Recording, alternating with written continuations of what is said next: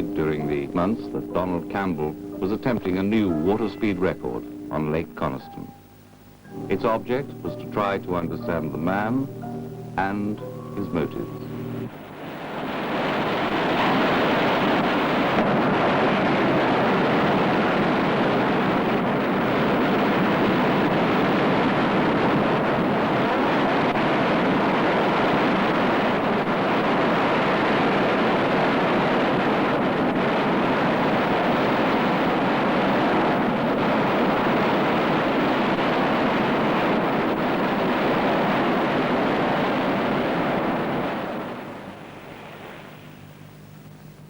17 years ago, here on Lake Coniston, Donald Campbell took over the business of record breaking from his father. He is back to make a new attempt. But it's not quite as simple as that. Nothing ever seems to be for Donald Campbell. Already in the first few hours, the attempt is held up.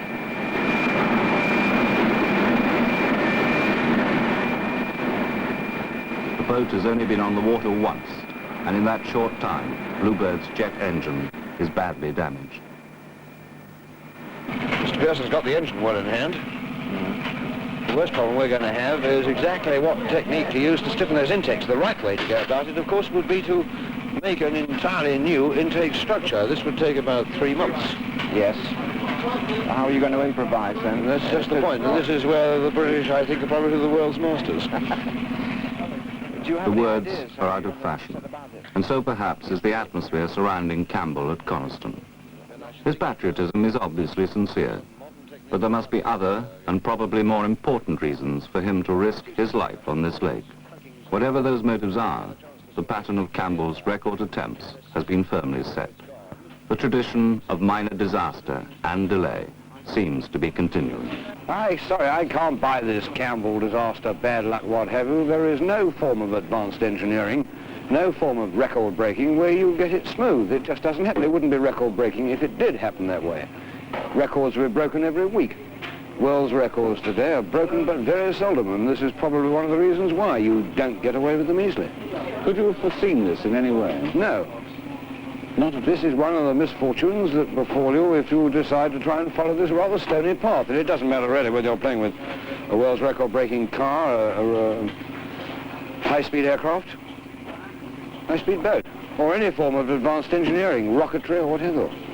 What's it going to mean to you in terms of time and money? Because this time it's your own money, really, isn't it? Well, it always has been. But you haven't got as many backers this time. We haven't got any backers at all. Well, we've had associates through the years. In terms of time, about a week, I suppose. And money delay? Well, I don't know. The old meter's ticking over the whole time. How long can you afford to go on if there's another delay?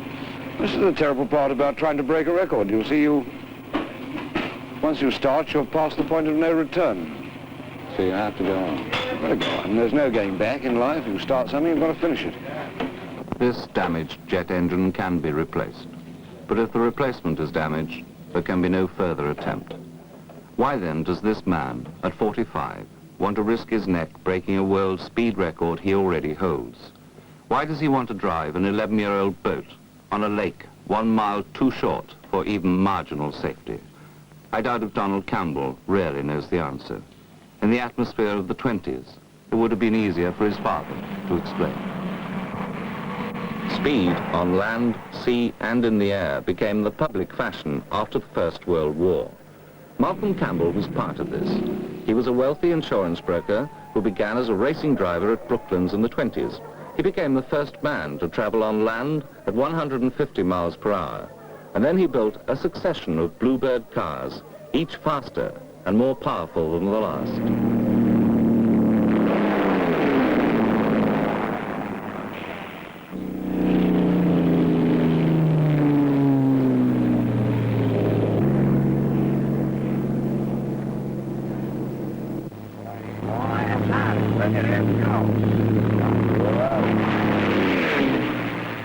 Captain Campbell became Sir Malcolm, and the accolade reflected the popular enthusiasm of the 30s, an era which loved its heroes less critically than we do. One of the most colourful, dynamic personalities I've ever met. He was a lean, wise Scot He was unbending, uncompromising, he was impossible. He was a man you either loved or you hated. He was a man you could never forget. A most remarkable personality, and the bravest man I've ever met. He was intensely selfish, and I've inherited it from him. Any man that is going to succeed, I don't care what walk of life he chooses, is going to have to be selfish. If you're going to succeed, you've got to put what you're trying to do first, way before your own comfort, way before your own pleasure, and way before your own family considerations. Now, it doesn't matter whether it's business or what have you. You have got to. I have no hesitation in saying that these trials help to cement the very great feeling of friendship which exists between the United States of America and Great Britain. Donald was involved with his father's triumphal progression and must have been caught by the excitement and the public acclaim. His father was at the center of the stage, and to a young boy, that stage must have seemed all-important, and the man commanding it a superhero. But the greatest record breaker of them all can have had very little time for a normal family life. He was on public view, and when Donald joined him, so was he. I name you Bluebird and wish you and your pilot Godspeed and the best of every success. Father died holding that record, one which I'd watched here off this very slipway being set. In fact, I was sitting in charge of the control boat in the measured mile. And Kaiser came out and announced to the world he intended to take it back to America, and the instinctive reaction was, to hell with you. And dug old Leo out of the garage where he was clearing up, you know, the misery that follows anybody's passing. Said, Leo, Kaiser's going to take that record back to America, and we're going to do something about it. Are you with me? And he looked me very steadily in the eyes, realized I was serious. Said, before you do, you think very carefully. There's two things I'll tell you. If you once start, you will never be able to stop, and you will never, however long you're at it, get used to the atmosphere. On both counts, he was probably absolutely right. Donald and his father have something very much in common. They're both very determined people. When it comes to courage, they lack nothing in that respect at all, nothing. And it was easy to see that Donald was very, very keen indeed. In fact, in the earlier years, as a schoolboy, his most important thing was to keep out of racing cars and things of that type. And his father was very, very adamant about him having to do with racing at all. In fact, he forbade him to drive anything fast. And I think the time came when Sir Malcolm did pass away. Donald did see his opportunity, and having no ties in any other directions, he obviously took great advantage of it. And he was very, very keen to keep the old school tie flying anyway. Do you think his father deliberately excluded him while he was alive, Donald, from the attempts? Yes, I think his one foremost thought was, of course, the boy's safety, because we all appreciate it's a very risky business, and a very expensive one too. And I think, bearing in mind the boy's safety, that was uppermost in Sir Malcolm Campbell's mind. He didn't want the boy to get hurt, and he knew he was a determined little blighter like his father, and wanted to go quick and do all these odd things you shouldn't do. And so for self-preservation, I think that was the idea. Donald Campbell was going to need all the determination he possessed. His first record attempts with Bluebird were far from successful. To take over his father's legacy was not as simple as it seemed. Looking back on it, of course, it was extremely simple by comparison to this, but of course, in actual fact, it was just as darn difficult. And we had our worries and troubles then. And I got frightened over that one, as I've never been frightened before in my life, and never want to be again, for that matter. When their gearbox cracked up at 150 miles an hour, and 150 miles an hour in that boat, you believe me, was really quite an experience. Because you were sitting out in an open cockpit, you had this huge engine behind your back of your head, exhausting away, making the air feel as though it was going to sort of vibrate to the point the earth was going to split asunder. And then this gearbox went. Despite Campbell's dogged efforts to break the record, and perhaps because of his difficulties, the record went to America. He was beaten by this boat, Slow Motion 4. Bluebird and Campbell returned again to Coniston, and again he ran into trouble. When we were coming down this lake at 170, and suddenly there was the most frightful crash. Earlier, Scarth had already achieved a spectacular crash.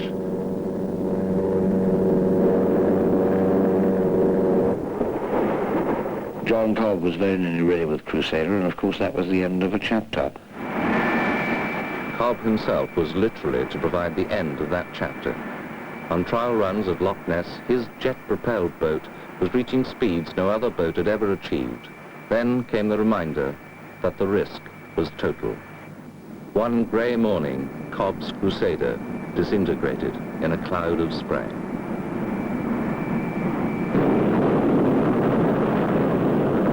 Campbell was obviously deeply affected by Cobb's death. But with two young designers, Ken and Lewis Norris, he started to build a new Bluebird hydroplane. Every penny he possessed went into it.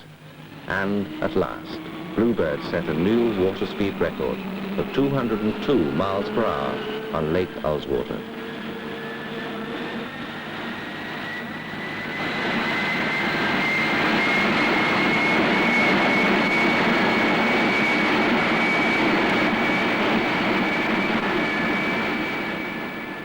What drew you first to Donald Campbell when you first joined him? Well, it's strange, really. I was working with another man on a hydrofoil boat many years ago, and my brother was working with Donald on his screw boat that he inherited from his father. And we were in different camps. Couldn't talk to one another at that time. But subsequently, the attempt I was on failed, and I joined with Brother Lou and Donald. What sort of a relationship do you have with Donald? Is it a Friendly. But how friendly? Oh, we understand one another very well, I think. How do you understand each other? Well, I think we, through the years, we've got an understanding. I know what's really going on. I think I know what's going on in his mind. I know how he feels when these attempts are imminent. And I try and get behind and assess the problems that he's got to face and try and iron them out and give him confidence if I can.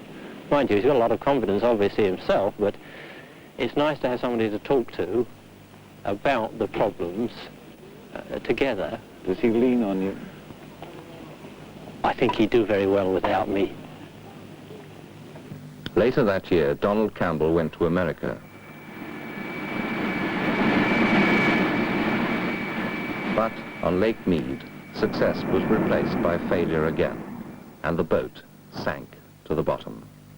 However, this time failure was only temporary, and when he took Bluebird out onto Lake Mead again, Campbell set another new water speed record. He also received the kind of reward his father had achieved and was decorated by the Queen. Then Campbell, Norris and Leo Villa began preparations for their biggest attempt yet, this time on land. Around 80 firms had some kind of stake in the building of this great car. BP, for instance, backed to the tune of around £250,000. Dunlop produced the enormous tires that would be needed for this, the most sophisticated car yet built. Exhaustive tests were carried out in wind tunnels and special laboratories. Whatever this car might eventually do, it was certainly being carefully tested. In 1960, the car was taken to Utah, the same American Salt Lake where Campbell's father had been the first man to reach 300 miles an hour nearly 30 years before. But the old romantic age of the speed adventurers had come to an end. The technological processes were far more complicated, and the responsibility of the man driving the car enormous. It remained only to send the man and the car into action. It was a record, but not the one he wanted. Bluebird became airborne and crashed at nearly 400 miles an hour. It was the fastest crash ever recorded on land. Utah was an accident where there was no sense of fear whatever, or reality for that matter, because it was basically caused by oxygen poisoning. And this has the effect on you of nitrous oxide. And you think you're doing a wonderful job. In fact, of course, you're 5 cycles behind the game. You see the crash coming and you think, too bad. No fear, no worry. After the crash, it was pretty jolly unpleasant because it was a fractured skull, a broken eardrum, a ruptured middle ear, and a contusion of the thalamus area of the brain. This, of course, is always a sign, looking back, that something desperately has gone wrong with the human machine. Well, the crash at Utah came as a complete surprise to us. We'd never expected it. We were running so well beforehand, and finally, when it did happen, we had to pick ourselves up off the salt and try and explain the cause. Donald, of course, explains this by saying that he was suffering from oxygen poisoning and the failure was human rather than mechanical. But we could explain it by the lack of aerodynamic stability of the machine. In fact, we think the machine lost its mechanical stability, and not being aerodynamically stable, it simply went off. So when we built the machine again, we made quite sure of this by putting a large aerodynamic fin on the back end. And then, of course, came the problem of finding a new course. We felt that Bonneville was far too short for these high speeds and was very bad in its surface. And so we went to the other side of the world. And there, of course, we had to face the curse of Lake Eyre.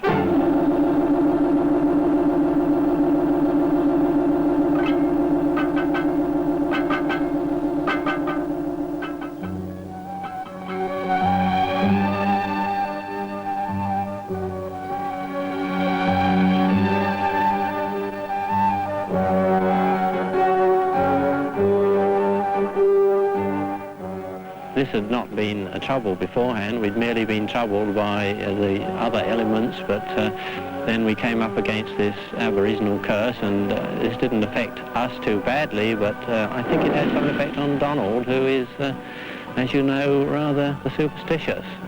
I'm superstitious. Very much so. I think there probably was an ancient curse on that lake. With these recurring floods. Now, there's something more in this than meets the eye. And because we don't know, we can't see why it should happen. We say, well, coincidence, and leave it at that. That, to my way of thinking, isn't good enough. If something happens 3 times, then you better start looking for a reason. And however obscure, however difficult, however impossible it may seem, there is a reason. To just write it down to coincidence is just too easy.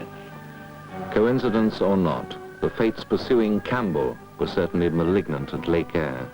BP pulled out and ended their long association with Campbell and Bluebird.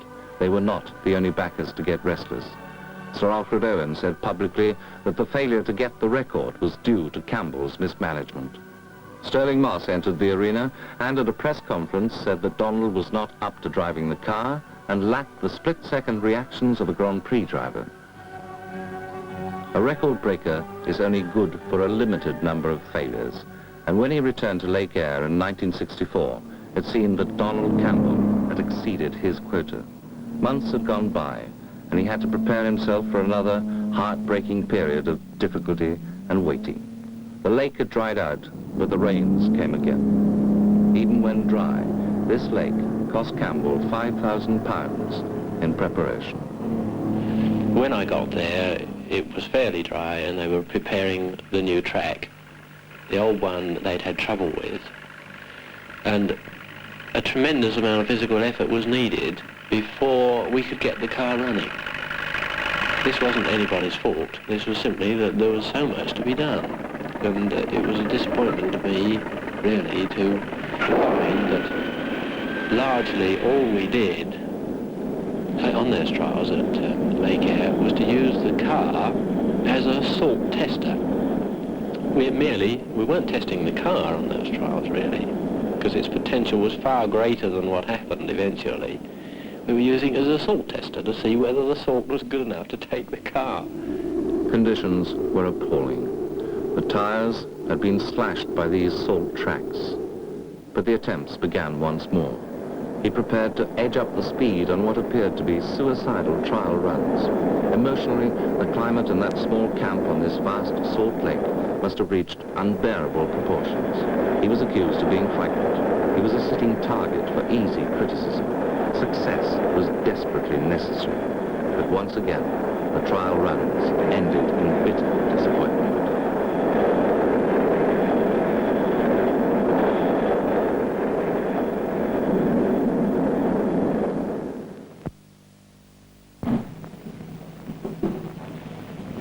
In 1935, I was with Father when he first went to Utah to the Bonneville Salt Flats. The goal, 300 miles an hour on land.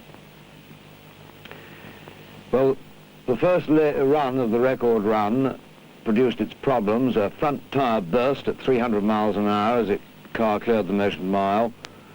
Other unpleasant things happened in the cockpit. And as a boy of 15, I was following behind in a big Lincoln with Leo Villa. Of course, we didn't see this happen. But when we eventually came over the horizon, there we saw smoke rising and the car well short of the Bluebird well short of its shelter. Father standing by the side of it looking very, very grim indeed. And I went up to try to talk to him. And he was very grim, very silent, and obviously I realized he didn't want to talk but just be left alone. Tyre was changed, damage cut back, and then the engine restarted. The return one made, the record broken at over 300. Now, I often wondered how Father felt. I never really asked him, and time passed. And eventually, of course, he passed away. Well, many years later, nearly 30 years later, we were on Lake Erie with the Proteus Bluebird, and things were pretty grim. We were already way past the point of no return. We were in the middle of our turnaround drill, the tanks were being refueled, the engine checked, tires and wheels changed. And I was sitting back in the cockpit of the car, much as I am here now in the boat, looking at my instrument panel, trying to anticipate what was going to happen, where it was going to take place, what to do about it, how much power I could afford to take off and still get the record, and frankly not feeling terribly happy about it, indeed that we were even going to come through it. Having decided completely on the campaign, how we were going to go about it, I sat back and relaxed and just put my head against the headrest. At that time I was helmeted and masked and harnessed. And the cockpit on the car, it opens forward, and I just sort of looked back and looked up into the cockpit canopy. And there was my father, as plain as you are to me now. And he had a half smile on his face, and he looked down. And what he said was even plainer. He said, "Well, my boy, now you know how I felt that morning of September the 2nd, 1935 at Utah." He paused, broke into quite a broad smile, and said, "But don't worry, old boy, it'll be all right."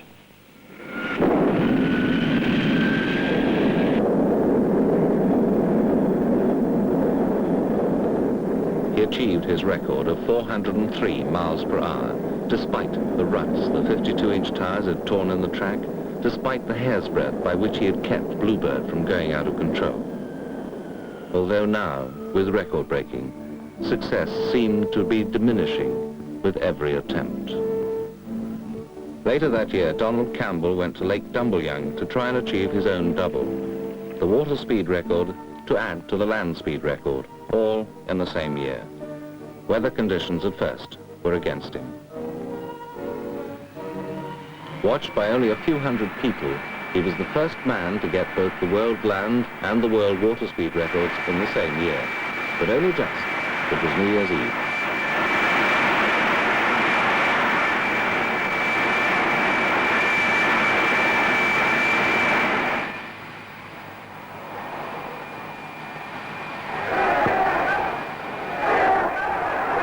Campbell again remembered his father, not by seeing him in his windscreen, but by asking the spectators for a few moments' silence in memory of his father. The water speed record now stood at 276.33 miles per hour. Now at Coniston, at this moment, it still stands at 276 miles per hour. Donald Campbell took over from his father here at Coniston 17 years ago. Now he and his team are back. The preparation starts as before. Even frogmen have to be employed to clear the accumulation of years of disuse from the slipway. 17 years is a long time.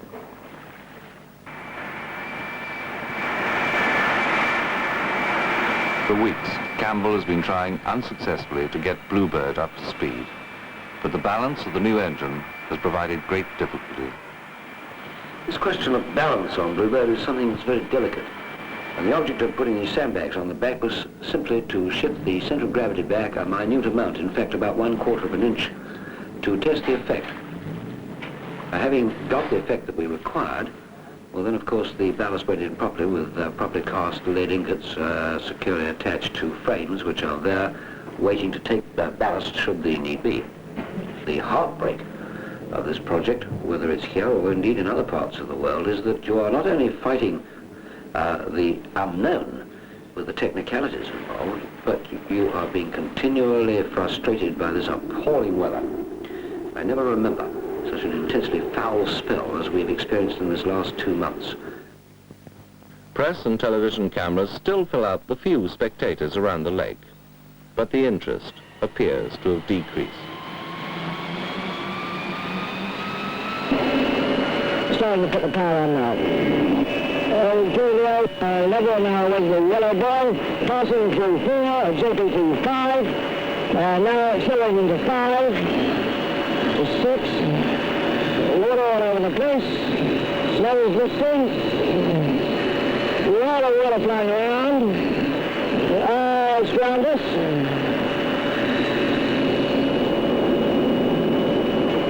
And she's away. Passing through the boundary one. And okay, we're through the 100 now. And testing stability and steering. About 140, and of course beginning to tramp like hell. Tramping very fast indeed at 200, and I don't think I can hold it much longer. My mask's coming off. No, I can't hold them anymore. I'm coming back now. 200, and I'm holding the back off. Holding the back right off. It's not bloody good to see what's going on. One newspaper has already suggested that he's living in the past. This apparent lack of interest doesn't really worry Campbell. This isn't done for public appeal, it isn't done as a public entertainment. If I was putting on a theatrical play and nobody wanted to roll up and watch it, I should be very worried. This isn't put on as a public entertainment. Why is it put on? It's put on to try and reach a certain goal, which is to see a British boat eventually first pass the magic 300 mark. Do you think when you do this that you will then receive a certain amount of interest? I wouldn't know, and neither, frankly, do I care very much. And we don't intend to stop or spare any effort to get it. What others like to think about it is their business. But everyone wants to know why you're doing it. Well, that's good luck to them. Let them continue to ask. We believe there's a goal worthwhile achieving, full stop. But there's a risk involved for you, because something could go wrong on the run. And I thought you said just now that there wasn't any interest. No, from my point of view, I'd say. But there's an interest in the risk, at least, when it actually happens, the attempt. Well, this is the good old days of the Roman arena, and the chaps going down to the Colosseum to watch the gladiator. And let's make no mistake about it, John. If you're not prepared to get your nose punched, don't go down into the arena. We got ours punched yesterday afternoon. When you're out there in the cockpit alone, you know, there's nobody else, you're enclosed in this little tiny space. How do you feel? Well, your emotions can vary according to the behavior of the craft. If you're going straight and everything's behaving well and stability's on the top line, that's one thing. If, on the other hand, you run into stability troubles and you get that boat going haywire at 200 knots plus, well, it's another. What's the feeling like? Do you have time to assess it at all, or don't you think about it at the time? This is what interests me. May I ask if you've ever been frightened? Yes, full stop. And that's all it is. By the same token, of course, if you're not frightened, then you're probably going to kill yourself very rapidly. If you're too frightened, the result is the same anyway. This degree of tension is necessary because the adrenaline's pumping around the system and this is speeding up your reactions. A lot of people imply that it's a sort of death wish you've got. This is what you're doing. A lot of people sit on their behinds, don't they, and in the comfort of an armchair and watch television. But what do they know? So it's not pointless? Not in my book. Do you ever sit back and think about why you're doing it? Your own motives? What it is that's happening? No, there isn't the time. combination. There isn't time. Probably will say I haven't grown up, and if that's so, well, I'm quite prepared to accept it, and I'm in no hurry. There's too much time to grow up and grow old. Do you quite accept the sort of schoolboyish accusation they put against? I've accepted. I think it's a sad day when a man loses the enthusiasm of the schoolboy. Journalists remember and have that enthusiasm. Well, I feel that it's the 300-mile target. If Donald Campbell can top the 300-mile target, I think he's put Britain on the speed map once again. And this, for me, personally, is an important target to reach. Is he getting frightened, perhaps, as the attempt gets nearer? Appears to be anxious at the start, but I think this is natural with any man who's virtually risking his life. And he realizes it as well as we do, that he is risking his life. because he's not a young man. His reactions are not as quick as they were perhaps when he first started these things just after the war. And you've got to realise that this attempt is done in a matter of 8 to 10 seconds when he passes over the measured kilometre. And anything that goes wrong in that time means he's got to act with a split-second decision, or he's up a tree on the side of the shore. And that's not a nice thing. We don't want to pull him down a tree. We don't want to pull him up from the bottom of the lake. Basically, aren't you here for a story like that? Well, our news editors have got us here for that purpose to some extent, but I think they share our interest in this. But you're committed, aren't you? Yes, but I think you'll find the general reaction of the public, particularly the weekends, for example, you'll be able to sense it. There'll be thousands, literally thousands down this lake, just wanting to see, catch a glimpse of the bluebird, catch a glimpse of Donald Campbell, catch a glimpse of anybody that's involved in it. I think that British people are behind this record bid all the way. If we break the record, that's it, like we're on the top again. I think it's worthwhile trying to do something, isn't it? Well, I think if he can't pull up at the bottom end, I think we'll break his neck and bust the boat up. Well, he's running a good chance of killing himself, isn't he? Just under 6, 9-6, trampling like bugger. You were quite right about the water. 9-6, about 200 coming up. She's trampling like hell. I don't know whether you can see her at the moment. At about halfway down, 9-5, the DBT's dropped off. We're about 2:40, 2:50 now. 2:50, she's settling down a bit. 2:62, coming up with the run of it now. Coming up at 10. Your personal feelings about the value of Campbell's attempts fade when the boat goes in the water. Then it serves its right purpose. What Donald Campbell is and why he is doesn't really matter. The Bluebird boat is all important. The anticlimax comes when the attempt fails to succeed, and you know the pattern will be repeated.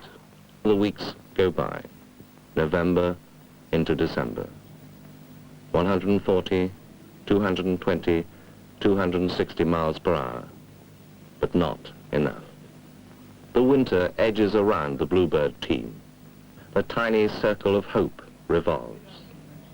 But there is also a pathos about that hope, accentuated by the lakeside and the biting cold wind. It reacts on people around Campbell, like his wife, singer Tonya Byrne, who for 8 years has been at the center of this circle. 8 years ago, you know, and tried terribly hard to please and to do the right thing and to be part of it all, because it was a strange world to me. But now I am part of it, whether I like it or not, you know. Do you like it? Some of it, yes, the excitement, but sometimes I don't like it so much, no. I don't think I like it as much as I did 8 years ago. What don't you like about it? Well, when it's frustrating and waiting around and the conditions don't go right, and onlookers say, why isn't he running? And you can't begin to tell them, you know. And then the worry of it. You see, when he's actually doing the run, it's so exciting that you forget all the danger. But when he's not doing the run and you're sitting around, the danger is all you think about. Don't you think while he's edging the speed up for what could happen? No, I'm carried away at that time. I don't think of that. I couldn't believe it, actually, when he did crash in Utah, you know. No, I don't. It's a strange excitement. I don't know, it's a feverish thing. How do you regard him, apart from being your husband? What kind of a man is he for you? I find him a very big man. You know, sort of man that you watch more than live with, that you admire. Well, it's very difficult to explain. It's the sort of man that you marry and you live with him, but it's all from a distance, really. How? Well, you can't be part of him. He's not even part of himself, you know. He's very great and very big and terribly kind in many ways. But there is part of him that doesn't belong to anybody, not even himself, and that part you mustn't even try to get to know. you know, and he says, I'm going to do another record attempt, I don't even ask why. Does he rely on you? He doesn't want to rely on anybody, especially another woman. He's very much a man's man. So this does mean sometimes you could be excluded? Not in record attempts, I don't think anymore. I think in Donald's mind, as well as the team, I have become part of record attempts. You know, that's why they've baptized me Fred, to make it more legal, you know, it's more masculine. But he comes and he suddenly gets in a mood, and that means he's excluding everything and everybody. Do you find the preparation a bit of a bore? The first one I came at, which was here at Coniston, the whole thing was over in 1 week. And so I only really got the excitement of it, but all the others have been because of conditions. And most record attempts, when you talk to people like Craig Breedlove, they say the same thing. When the car is ready, the conditions are, and when the conditions are, the car isn't, and there is always a fight. So you always hope that this one will go quickly. But somehow deep inside you know it won't. It would be too nice to be true, you know. What do you think of the people who come to watch? Some of them, I think, are very genuinely interested. Some are just curious. Some hope for sensationalism, you know. You know, when there's an accident in the road, how people go and stare at it. I've never been able to understand that. Unless you're the first on the spot and help is required, there is no need for staring. But there are people like that. So we get a mixture. Would you like this one to be the last? Everyone I was at, I wanted to be the last, but I don't think it will be ever the last.